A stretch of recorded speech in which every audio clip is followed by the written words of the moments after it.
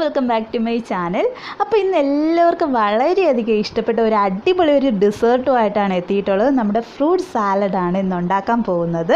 അപ്പോൾ നമുക്ക് വീട്ടിലുള്ള സാധനങ്ങൾ വെച്ച് തന്നെ നമുക്കൊരു അടിപൊളിയായിട്ട് ഫ്രൂട്ട് സാലഡ് നമുക്ക് വീട്ടിൽ തന്നെ പ്രിപ്പയർ ചെയ്ത് എല്ലാവർക്കും കഴിക്കാവുന്നതേ ഉള്ളൂ. അതിനുവേണ്ടി നമുക്ക് കുറച്ച് സാധനങ്ങൾ ആവശ്യമായിട്ടുണ്ട്. ഫസ്റ്റ് നമുക്ക് വേണ്ടത് ഒരു 1/2 ലിറ്റർ പാലാണ് നമുക്ക് വേണ്ടത്. 500 ml പാല് മെഷർമെൻ്റ് ആണെങ്കിൽ 500 ml. പിന്നെ വന്നിട്ട് 2 ടീസ്പൂൺ കസ്റ്റാർഡ് പൗഡറാണ് നമുക്ക് അടുത്ത് വേണ്ടത്. 2 ടീസ്പൂൺ കറക്റ്റായിട്ട് എടുക്കുക, കൂടാനും പാടില്ല കുറയാനും പാടില്ല. ഇതിലേക്ക് നമ്മൾ എടുത്തു വെച്ചിട്ട് ആ പാലിൽ നിന്ന് കുറച്ച് പാല് നമ്മൾ ഇതിലേക്ക് ഒഴിച്ചതിന് ശേഷം ഈ കസ്റ്റാർഡ് പൗഡർ ഉണ്ടല്ലോ അത് നന്നായിട്ട് ആ പാലിലൊന്ന് മെൽറ്റാക്കി എടുക്കുക. ഒരു കട്ടയും പാടില്ല, കട്ടയൊന്നും വരാത്ത രീതിക്ക് നന്നായിട്ട് നമ്മൾ മെൽറ്റ് ചെയ്ത് എടുക്കണം. കാരണം ഇങ്ങനെ നമ്മൾ ചെയ്യുന്നത് ചൂട് പാലിലേക്ക് നമുക്ക് ഒരിക്കലും കസ്റ്റാർഡ് പൗഡർ ഡയറക്റ്റായിട്ട് ചേർക്കാൻ പറ്റത്തില്ല. അങ്ങനെ ചേർത്താലും നമുക്ക് ആ കട്ടയായിട്ട് കിടക്കും. ഇതാകുമ്പോഴേക്കും നമുക്ക് കുറച്ചായിട്ട് ഒഴിച്ച് നമുക്ക് ആ പാലിലേക്ക് ഒന്ന് മിക്സ് ചെയ്തെടുക്കാവുന്നതേ ഉള്ളൂ. അപ്പോൾ നമ്മുടെ കസ്റ്റാർഡ് പൗഡറൊക്കെ ഏതാണ്ട് നന്നായിട്ട് മിക്സാക്കി എടുത്തിട്ടുണ്ട്. ഒരു കട്ടയില്ലാണ്ട് നന്നായിട്ട് എടുത്തിട്ടുണ്ട്. ഇനി അടുത്ത് വേണ്ടത് നമുക്ക് കുറച്ച് പഞ്ചസാരയാണ് ആവശ്യമായിട്ടുള്ളത്. പഞ്ചസാര ഒരു 6 അല്ലെങ്കിൽ 7 ടേബിൾ സ്പൂൺ പഞ്ചസാര എടുക്കണം കേട്ടോ. വലിയ സ്പൂണാണ്. ടേബിൾ സ്പൂൺ പഞ്ചസാര എടുക്കുക. അത് കറക്റ്റ് മധുരമായിരിക്കും. ഒരു 1/2 ലിറ്റർ പാലിന് 6 അല്ലെങ്കിൽ 7 ടേബിൾ സ്പൂൺ. ഓക്കെ, കൂടുതൽ എടുക്കുകയാണെങ്കിൽ ഒത്തിരി മധുരമായി പോകും, പിന്നെ കഴിക്കുമ്പോഴേക്കും നല്ല ടേസ്റ്റ് തോന്നത്തില്ല. അപ്പോൾ ഫസ്റ്റ് നമ്മളൊരു പാൻ എടുത്ത് അടുപ്പത്തേക്ക് വയ്ക്കുക, അല്ലെങ്കിൽ ഒരു ചൂട് കട്ടിയുള്ള ഏത് പാത്രമായിരുന്നാലും മതി. അതിലേക്ക് നമ്മൾ എടുത്തു വെച്ചിട്ടുള്ള പാൽ ഒഴിച്ചു കൊടുക്കാം. ഈ പാൽ ഒഴിച്ചതിന് ശേഷം നമ്മൾ കൈകൊണ്ട് ഇളക്കി കൊടുത്തുകൊണ്ടിരിക്കാൻ പ്രത്യേകം ശ്രദ്ധിക്കണം. അതിലേക്ക് പാലൊന്ന് ചെറുതായി ചൂടാകുമ്പോഴേക്കും അതിലേക്ക് എടുത്തു വെച്ചിട്ടുള്ള പഞ്ചസാര നമ്മൾ ഇട്ട് കൊടുക്കുക. പഞ്ചസാര ഇട്ട് കൊടുത്തിട്ട് പഞ്ചസാരയൊക്കെ നന്നായിട്ട് ഒന്ന് മെൽറ്റാക്കി എടുക്കണം നമുക്ക്. പിന്നെ കൈ വിടാതെ ഇളക്കി കൊടുക്കാൻ പ്രത്യേകം ശ്രദ്ധിക്കണം. പാലൊക്കെ ആകുമ്പോൾ കട്ടിപ്പാലാകുമ്പോഴേക്കും നമ്മുടെ പാനിലൊക്കെ ഒട്ടിപ്പിടിക്കാൻ ഒത്തിരി സാധ്യത ഏറെയാണ്. അപ്പോൾ നിങ്ങളുടെ കയ്യിൽ കണ്ടൻസ് മിൽക്ക് ഉണ്ടെങ്കിൽ കണ്ടൻസ് മിൽക്ക് ഒരു 1/2 ടിൻ ചേർത്ത് കൊടുത്തിട്ട് മധുരം കുറവാണെങ്കിൽ ഒരു 2 ടേബിൾ സ്പൂൺ പഞ്ചസാര കൂടെ ചേർത്ത് കൊടുക്കുക. അങ്ങനെ ചെയ്യുന്നത് നല്ല ടേസ്റ്റിയാണ്. പക്ഷെ നമ്മളിത് പഞ്ചസാരയും നമ്മുടെ പാലൊക്കെ നമുക്ക് വീട്ടിൽ ഉണ്ടാവും. അപ്പോൾ ആ വീട്ടിലുള്ള സാധനങ്ങൾ വെച്ച് നമുക്ക് നല്ല ടേസ്റ്റി ആയിട്ട് ഫ്രൂട്ട് സാലഡ് ഉണ്ടാക്കാം. അതുകൊണ്ടാണ് ഞാനിവിടെ കണ്ടൻസ് മിൽക്ക് യൂസ് ചെയ്യാത്തത്. ഹോംലി കണ്ടൻസ് മിൽക്ക് എങ്ങനെയാണ് മേക്ക് ചെയ്യേണ്ടതെന്ന് പറഞ്ഞിട്ടുള്ള വീഡിയോ ഞാൻ കൊടുത്തിട്ടുണ്ട്. കാണാത്തവരുണ്ടെങ്കിൽ അത് കാണുക.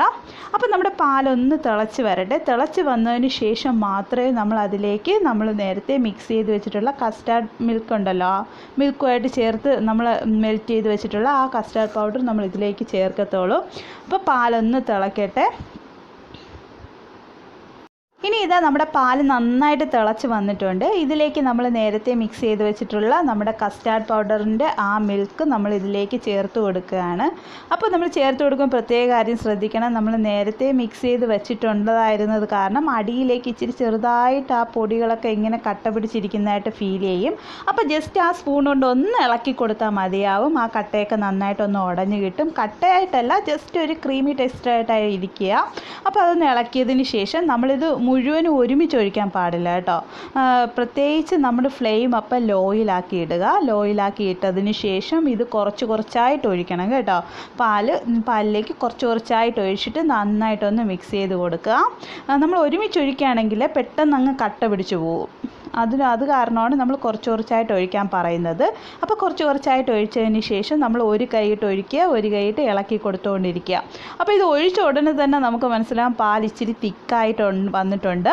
ഇനി നമുക്ക് ഫ്ലെയിം ഒന്ന് മീഡിയമിലോട്ടാക്കി കൊടുക്കാം. നമ്മൾ ലോയിലിട്ടിട്ടാണ് നമ്മളത് ഒഴിച്ചു കൊടുത്തത്. ഇനി നമുക്ക് മീഡിയമിലോട്ട് ഇട്ടിട്ട് നന്നായിട്ടൊന്ന് കുക്ക് ചെയ്തെടുക്കാം. ഇതൊന്ന് കുറുകി വരണം കേട്ടോ. നന്നായിട്ട് കുറുകണ്ട, ജസ്റ്റ് നമ്മൾ കസ്റ്റാർഡൊക്കെ കഴിക്കുന്ന ആ ഒരു കുറുകലുണ്ടല്ലോ, ആ ഒരു ടെക്സ്ചർ നമുക്ക് കിട്ടിയാൽ മതി. പിന്നെ നമ്മൾ പ്രത്യേക കാര്യം ശ്രദ്ധിക്കുക, നമ്മുടെ കസ്റ്റാർഡ് പൗഡർ ഇച്ചിരി കൂടിപ്പോയി.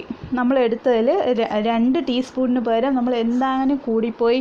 നമ്മളത് ഒഴിച്ചപ്പോഴേക്കും പാല് പെട്ടെന്ന് കട്ടി ഒരു ക്രീമി ടെക്സ്ചറിലായിപ്പോയി. അങ്ങനെയൊന്നുണ്ടെങ്കിൽ നമ്മൾ ജസ്റ്റ് പെട്ടെന്ന് തന്നെ കുറച്ച് പാലൂടെ ആഡ് ചെയ്തിട്ട് അതൊന്ന് ലൂസാക്കി എടുത്തിട്ട് ഒന്ന് കുക്ക് ചെയ്തെടുക്കുക. അപ്പോൾ നമ്മുടെ ഇത് നന്നായിട്ട് തിളച്ചു, നന്നായിട്ട് കുറുകി വന്നിട്ടുണ്ട്. ഈ ഒരു ടെക്സ്ചർ ആകുമ്പോഴേക്കും നമുക്ക് മതിയാവും. നമ്മുടെ ഫ്ലെയിം ഒന്ന് ഓഫ് ചെയ്യാം. നമുക്ക് ഇത് തണുത്തതിന് ശേഷം മാത്രമാണ് നമ്മളിതൊന്ന് ഫ്രിഡ്ജിൽ വെച്ച് തണുപ്പിച്ചിട്ടാണ് നമ്മൾ യൂസ് ചെയ്യുന്നത്. ഫ്രിഡ്ജിൽ തണുപ്പിക്കാതെയും ഡയറക്റ്റായിട്ട് ഇത് തണുത്തതിന് ശേഷം ഇതിലേക്ക് ഫ്രൂട്ട്സ് കട്ട് ചെയ്തിട്ടിട്ട് നമുക്ക് സെർവ് ചെയ്യാവുന്നതേ ഉള്ളൂ. പക്ഷേ തണുത്തിട്ട് കഴിക്കുമ്പോഴേക്കും ഒരു പ്രത്യേക ടേസ്റ്റ് തന്നെയായിരിക്കും. അപ്പോൾ നമുക്കിത് തണുത്തതിന് ശേഷം ഇതിനെ ഒരു ബൗളിൽ ഒഴിച്ചിട്ട് നമുക്ക് ഫ്രിഡ്ജിൽ കീപ്പ് ചെയ്യാൻ വയ്ക്കാം. അപ്പോൾ ഞാനിത് ഫ്ലെയിം ഓഫ് ചെയ്ത് നന്നായിട്ട് തണുത്ത് വെച്ചിട്ടുണ്ട്. നന്നായിട്ട് തണുത്ത് റൂം ടെമ്പറേച്ചറിലായിട്ടുണ്ട്. ഇതിന് നമുക്കിനി ഒരു ബൗളിൽ ഒഴിച്ചിട്ട് നമുക്ക് ഫ്രിഡ്ജിൽ സെറ്റ് ചെയ്യാനായിട്ട് വയ്ക്കാം. ഫ്രീസറിലല്ല വയ്ക്കേണ്ടത് കേട്ടോ, ഫ്രിഡ്ജിലാണ് വെക്കേണ്ടത്. ജസ്റ്റ് ഒരു ഹാഫ് ആൻ അവറൊക്കെ മതിയാവും. ആ സമയം കൊണ്ട് നമുക്ക് ബാക്കിയുള്ള ഫ്രൂട്ട്സ് കട്ട് ചെയ്തെടുക്കാവുന്നതേ ഉള്ളൂ. അപ്പോൾ ഇത് നമുക്ക് ബൗളിലേക്ക് ഒഴിച്ചതിന് ശേഷം നമുക്കിതൊന്ന് അടച്ച് വെച്ചതിന് ശേഷം മാത്രമേ നമുക്ക് ഫ്രിഡ്ജിൽ സെറ്റ് ചെയ്യാനായിട്ട് വയ്ക്കാൻ പാടുള്ളൂ. അപ്പോൾ ഈ ഫ്രൂട്ട് സാലഡിന് വേണ്ടി കുറച്ച് ഫ്രൂട്ട്സ് ഞാൻ ചെറിയ പീസായിട്ട് കട്ട് ചെയ്ത് വെച്ചിട്ടുണ്ട്. ആപ്പിളും ഗ്രേപ്സും അതും രണ്ടായിട്ടാണ് കട്ട് ചെയ്ത് വെച്ചിട്ടുള്ളത്. പിന്നെ മാംഗോയും കുറച്ച് പൊമഗ്രാനേറ്റും എടുത്തിട്ടുണ്ട്.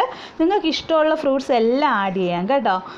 കിവി, ബനാന, ഏത് ഫ്രൂട്ട്സും ഉണ്ടോ, മാക്സിമം എത്ര ഫ്രൂട്ട്സ് നിങ്ങൾക്ക് ആഡ് ചെയ്യാൻ പറ്റുമോ അത് കുറച്ചുകൂടെ ടേസ്റ്റ് നൽകും.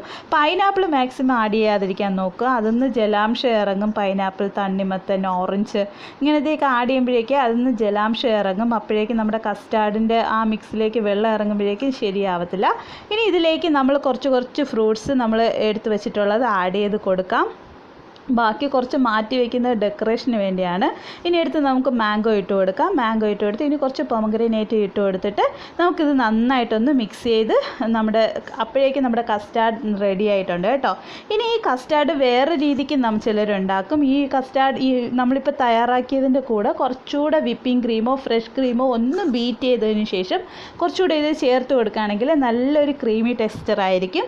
അല്ലെങ്കിൽ ജസ്റ്റ് വാനിലയുടെ ഐസ്ക്രീം ഈ കസ്റ്റാർഡിൻ്റെ പുറത്ത് ഇങ്ങനെ വാനിലയുടെ ഐസ്ക്രീം വെച്ച് കൊടുക്കുക. അല്ലെങ്കിൽ ജസ്റ്റ് നമ്മുടെ ജെല്ലി ഉണ്ടല്ലോ, ജെല്ലിയൊക്കെ നമ്മൾ ഉണ്ടാക്കിയിട്ട് ആ ജെല്ലിയും ഒരു സ്പൂൺ എടുത്ത് ഇട്ട് കൊടുക്കുകയാണെങ്കിൽ എല്ലാം കൂടെ കഴിക്കുമ്പോൾ ഒരു ടേസ്റ്റ് ആയിരിക്കും. പക്ഷേ ഇപ്പോൾ നമ്മൾ ഉണ്ടാക്കിയിട്ടുള്ള നമ്മുടെ വീട്ടിലുള്ള സാധനങ്ങൾ വെച്ച് നമുക്ക് നല്ല ടേസ്റ്റി ആയിട്ട് യമ്മി ആയിട്ടുള്ള നല്ല ഫ്രൂട്ട് സാലഡ് നമുക്ക് ഉണ്ടാക്കാവുന്നതേ ഉള്ളൂ. അപ്പോൾ എല്ലാവരും ഇത് ട്രൈ ചെയ്ത് നോക്കുക.